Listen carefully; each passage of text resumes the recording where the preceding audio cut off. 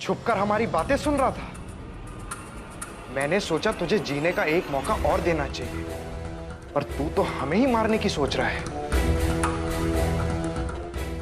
रुक, अभी तेरा इंतजाम करता हूं। न रहेगा बांस, न बजेगी बांसुरी। चल। भैरवानंद, तुम यहाँ क्या कर रहे हो? मैं टॉर्च लेने वापस आया तो देखा ये वहां खड़ा हुआ था।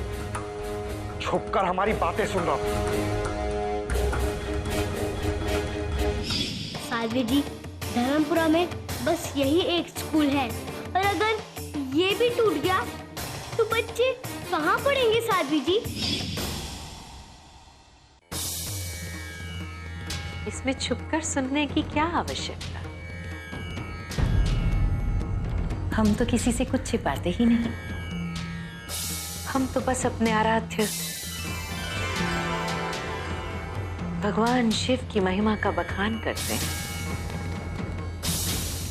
यदि ये वो सुनना चाहता है तो भले ही सुन ले, इसमें बुराई क्या है? मेरे पास आओ बस। तुम इतनी रात को यहाँ क्या कर रहे हो? साध्वी जी, मैं आपसे कुछ कहने आया था। हाँ हाँ, बोलो ना, संकोच कैसा? साध्वी जी, अगर स्कूल की जमीन पर मंदिर बन गया तो फिर बच्चे कहाँ पढ़ेंगे साध्वी जी? देखिए साध्वी जी, धर्मपुरा में बस यही एक स्कूल है। जिस तरह तुम्हें तुम्हारी और बच्चों की पढ़ाई की चिंता है ना, ठीक उसी तरह हमें अपने आराध्य देव भोले बाबा की चिंता है। कितने सालों से हमारे आराध्य का आत्मस्वरूप तुम्हारे स्कूल के नीचे दबा हुआ है।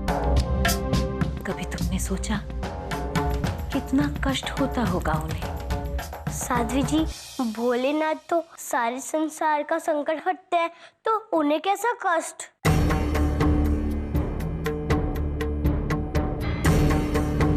ये ज्ञान की बातें हैं बालक, तुम नहीं समझोगे। ये तो केवल ज्ञानी महात्मा लोगों के बस की बात है। जाओ, अपने घर जाओ, तुम्हारे घर वाले तुम्हारी प्रतीक्षा कर रहे होंगे। भैरवानंद, इसे इसके घर छोड़ते जाना। जो आज्ञा कही।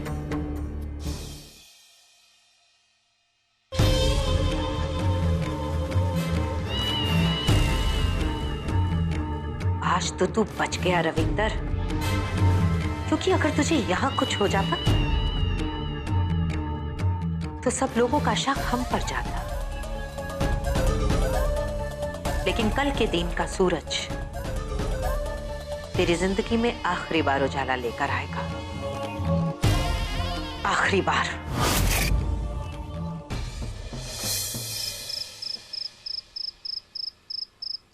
क्या करूं इस खुजली का? खुजा खुजा के पागल हो गया हूँ यार। अरे ओ जी, ये ना फूल पत्तियां अपने आप तो चल के नहीं आई है, जरूर इसे कोई लाया है। ओए हाँ प्रीतो, तू सही कह रही है, कोई ना कोई तो लाया होगा। हाँ जी, मैंने आपको कितना समझाया था, लेकिन आपने ना मेरी एक नहीं मानी। ओ प्रीतो, तू कहीं मेरे बारे में तो बात नहीं कर रही है? ओ जी, तुम्हारे बारे में ही बात कर रही हूँ, और किसके बारे में बात करूंगी? तुम ही तो पीछे पड़े थे कमरा में उकाने के लिए। हाँ, नहीं तो मिल गई तसल्ली, हो गई खुशी। ओ प्रीतो, कैसी बातें कर रही है? ओ इतनी खुजली में आदमी खुश कैसे रह सकता है? आपको पता है जी, इतनी ठंड में 4 बार नहा चुकी हूँ। पता नहीं कौन कमबख्त है जिसने काम किया। ओ इस घर में ना मेरे अलावा और भी लोग रहते हैं, जब देखो मेरे पीछे पड़ी रहती है नहा धो के। ओ जी, बात में तो तुम्हारी दम है जी। मैंने तो लगता है ये काम ना रविंदर ने किया होगा, लेकिन जब मैं उसके कमरे में फूल पत्तियां डाली तो उसे तो कुछ भी नहीं हुआ जी। प्रीतो, वो ये भी तो हो सकता है कि ये काम रोहन का हो और तू बिना वजह रविंदर पे शक कर रही हो। चुप करो जी, हर वक्त मेरी बात में कैसी चलाना जरूरी है? वे अभी क्या सच बोलने के लिए भी तेरी परमिशन लेनी पड़ेगी मुझे? ओ जी देखो, मुझे ना खुजली मत दिलाना। हाँ, मेरा मतलब गुस्सा मत दिलाना। हाँ ओए प्रीतो, ओए खुजली से याद आया, और मेरी ना कमर पे खुजली हो रही है, जरा खुजा दे एक बार पीछे। हाँ हाँ हाँ। और कुछ आ दो? सारे कुछ नहीं खत्म हो गए हैं? मत काट। जाओ, सीधा घर जाओ, मैं भी चलता हूँ। क्या हुआ यारा? कुछ नहीं हुआ, बस मैं छुप कर उनकी बातें सुन रही थी, तभी भैरवानंद अंकल ने मुझे पकड़ लिया। क्या पकड़ लिया? फिर तुम वहां से बाहर कैसे निकली? वो साध्वी जी ने मुझे छुड़ाया। तो इसका मतलब यह है कि वो बहुत अच्छी हो गई है, अब हमारा स्कूल नहीं टूटेगा, है ना? पता नहीं, पर मुझे क्यों ऐसा लग रहा है मुझे छोड़ने के पीछे उनकी कोई चाल है। देख रोहन, अगर वो अच्छी होती तो उन्हें मंदिर से ज्यादा हमारे स्कूल और बच्चों के भविष्य की चिंता होती। अब उन्होंने हमारे स्कूल की जमीन पर अपना मंदिर बनाने का फैसला कर लिया है, अब वो किसी की नहीं सुनेंगी। चल यारा।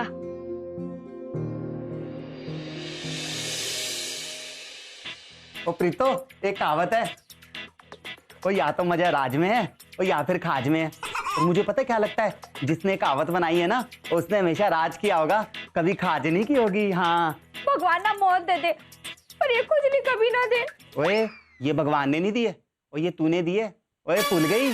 ओए चुन चुन के फूल पत्तियां लाई थी तू, और मुझे लग रहा था मंदिर जाने की तैयारी है, और लेकिन क्या पता था हम खुजलाने की तैयारी कर रहे हैं।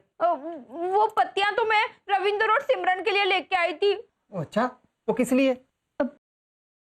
आपको पता है, जब मैं सिमरन से मिली तो उसने क्या कहा? वो क्या?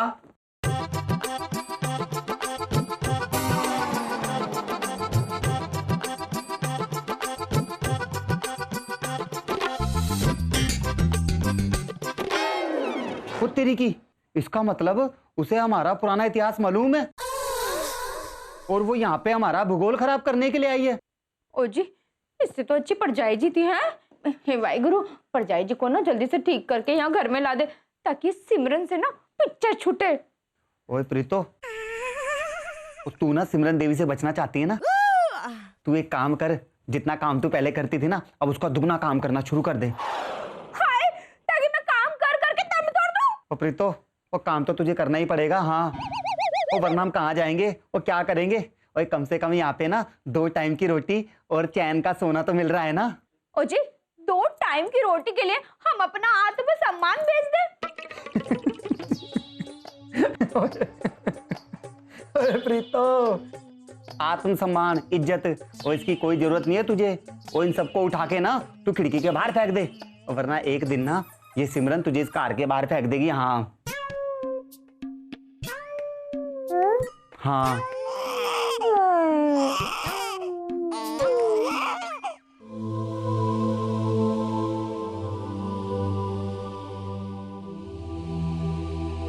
रुको,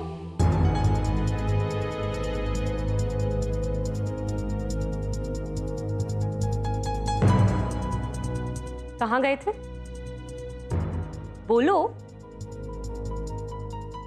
ये कोई टाइम है क्या बाहर रहने का? तुम लोगों को पता है कि मैं कितनी परेशान हो गई थी।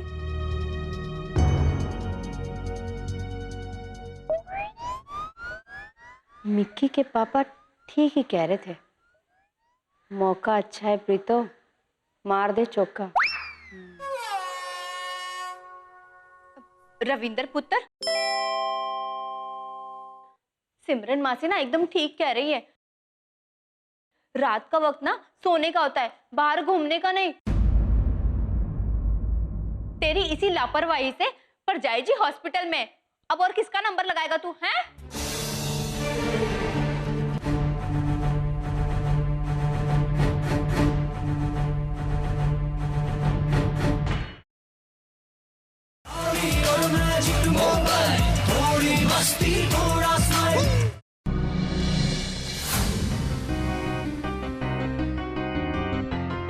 रविंद्र पुत्र, तू ना बड़ों की बात माना कर, जो भी कहे ना ध्यान से सुना कर। और सिमरन मासी जो भी कहती है ना तेरी भलाई के लिए ही कहती है, और उनकी बात मानेगा ना तो जिंदगी में ना बहुत उन्नति करेगा।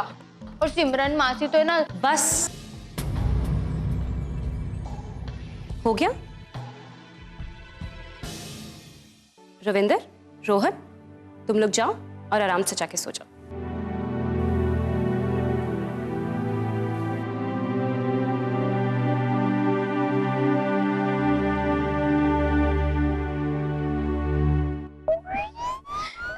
सिमरन जी, आपने ना बहुत ही अच्छा किया जो बच्चों को ऐसे डांट दिया, वरना परजाई जी तो बिल्कुल नहीं डांटती थी बच्चों को। हाँ अच्छा, हाँ, मैं तो परजाई जी को बोल बोल के थक गई कि बच्चों को थोड़ा डांट के रखा करो, लेकिन नहीं, पर परजाई जी तो सुनने का नाम ही नहीं लेती।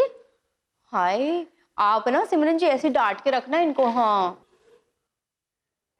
बातें तो तुम बहुत मीठी मीठी करती हो, लेकिन गलत इंसान से। सिमरन जी मैं कुछ समझी नहीं। लेकिन मैं तुम जैसे लोगों को बहुत अच्छे से समझती हूँ। गुस्से से काम नहीं चला तो ले आई मक्खन का कटोरा उठा के। मैं ना सिमरन अमृता दी नहीं, जो तुम्हारी गलतियों को देख के भी अनदेखा कर दूंगी। कोई बात नहीं, आज की रात आराम से सोच लो, कल सुबह जवाब दे देना।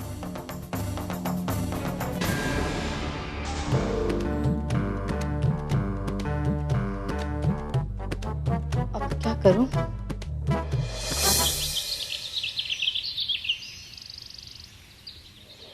साध्वी महात्मा देवी की, साध्वी महात्मा देवी की, साध्वी महात्मा देवी की, साध्वी महात्मा देवी की, साध्वी महात्मा देवी की, साध्वी महात्मा देवी की, साध्वी महात्मा देवी की।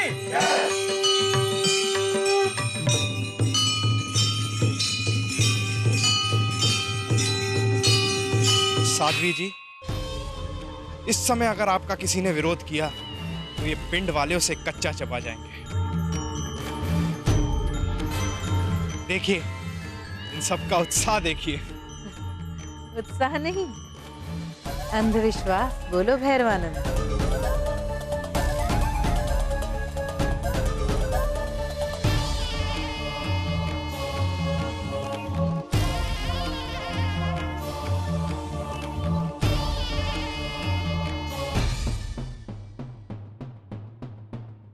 साध्वी जी, आप अपने निर्णय पर एक बार फिर से सोच लें। साध्वी जी, अगर हमारा स्कूल टूट जाएगा तो हम सब बच्चे कहाँ जाएंगे? जी, मैं ना आपके मंदिर के लिए इससे भी बढ़िया जगह तलाश करके दूंगा। ओ जी, अगर आप चाहो तो हम इससे भी ज्यादा जमीन ढूंढ सकते हैं जी आपके लिए। तू एक सन्यासिन को खरीदना चाहता है, जिसने इस संसार की मोहमाया और अपनी इच्छाओं तक का त्याग कर दिया। तू उसे माया का लालच दे रहा है।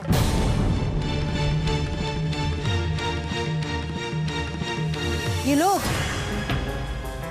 जो यहाँ श्रद्धा और आस्था के कारण एकत्रित हुए हैं, तू पैसे के बल पर इन आस्थावान लोगों की आस्था को खरीदना चाहता है। एक बात याद रख,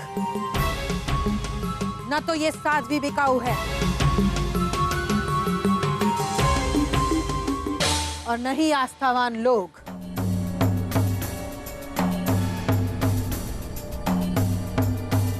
पाजी, भगवान भोले के नाम पे एक नहीं, हजारों स्कूलें कुर्बान कर सकते हैं आप।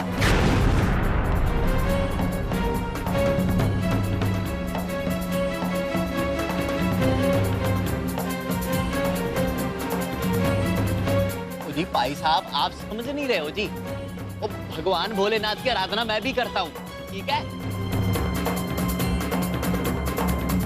चलो सबको हटाओ, हटाओ। भोले बाबा के भक्तों, धर्म का विरोध कोई नया नया नहीं है। धर्म का विरोध तो सदा से होता आया है।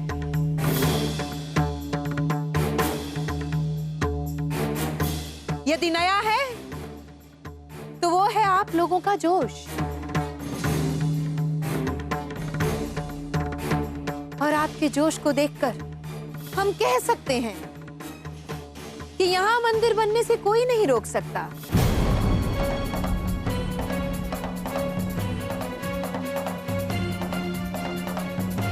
भोलेनाथ स्वयं हमारे स्वप्न में आए थे। उन्होंने हमें बताया कि सालों से उनका आत्मस्वरूप यहाँ दबा हुआ है और कहा कि आज हम उसे बाहर निकालें। उन्होंने कहा जब हम मंत्रोच्चारण करके एक फूल आसमान की ओर उछालेंगे और वो फूल कहीं गिरेगा, उसी जगह उनका आत्मस्वरूप दबा हुआ मिलेगा।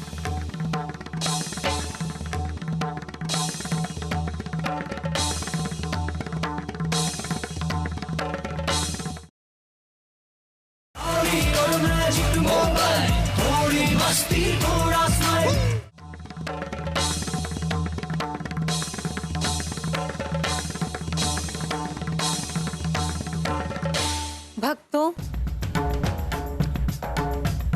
भगवान शिव ने हमसे यह भी कहा कि जिस क्षण उनका आत्मस्वरूप प्रकट होगा,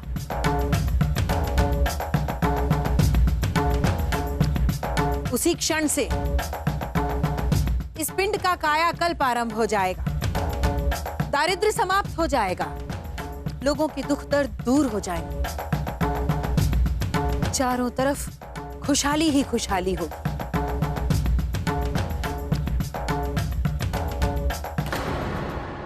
हर हर महादेव, हर हर महादेव, हर हर महादेव, हर हर महादेव, हर हर महादेव, हर हर महादेव, हर हर महादेव।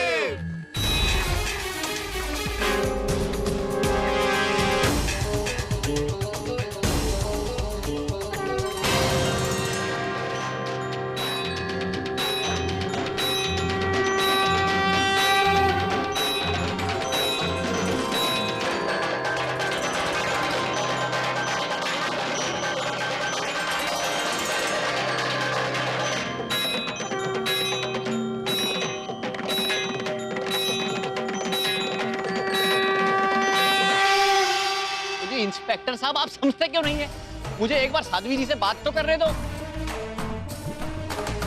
ये ना बच्चों के भविष्य का मामला है, ठीक है? अगर कुछ उल्टा सीधा हो गया तो सरकार को क्या जवाब दूंगा? जी, आपकी सरकार तो एक भी स्कूल हमारे गांव में बना नहीं पाई, और हमने जो एक बनाया उसे भी नहीं रहने दे सकती। जी, मुझे मिलने जाने दो जी। अरे जसबीर राजी, इंस्पेक्टर साहब, आप समझ क्यों नहीं रहे हैं? ये बच्चों के भविष्य का सवाल है और ये स्कूल हम नहीं टूटने दे सकते। देखिए, मैं आपके परिवार की बहुत इज्जत करता हूँ, लेकिन अगर आप नहीं मानेंगे तो मुझे मजबूरन आपको गिरफ्तार करना पड़ेगा।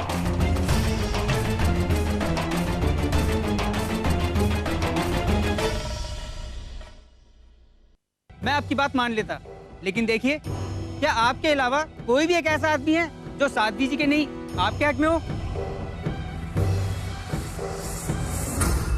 अपनी आंखों से देखिए, चारों तरफ बस साध्वी जी का ही गुणगान हो रहा है। तो सब साध्वी जी का गुणगान गा रहे हैं, तो हम क्या करें? और हम क्या स्कूल को टूट जाने दें? अगर आप लोग अपनी मनमर्जी करेंगे तो सारे गांव वाले आपके खिलाफ हो जाएंगे। अगर भीड़ भड़क गई तो दंगा हो सकता है। जसबीर चाचू, प्लीज आप इंस्पेक्टर साहब की बात मान लीजिए।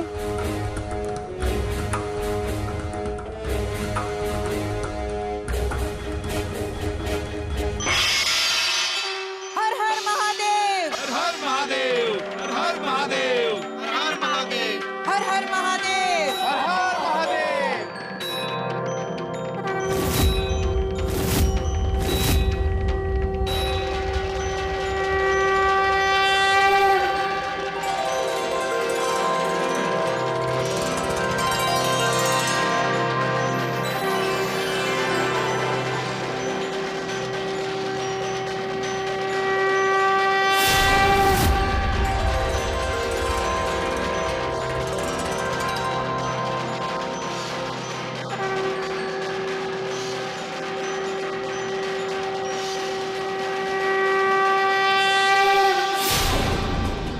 अब कुछ नहीं हो सकता रविंदर, अब हमारा स्कूल टूट जाएगा।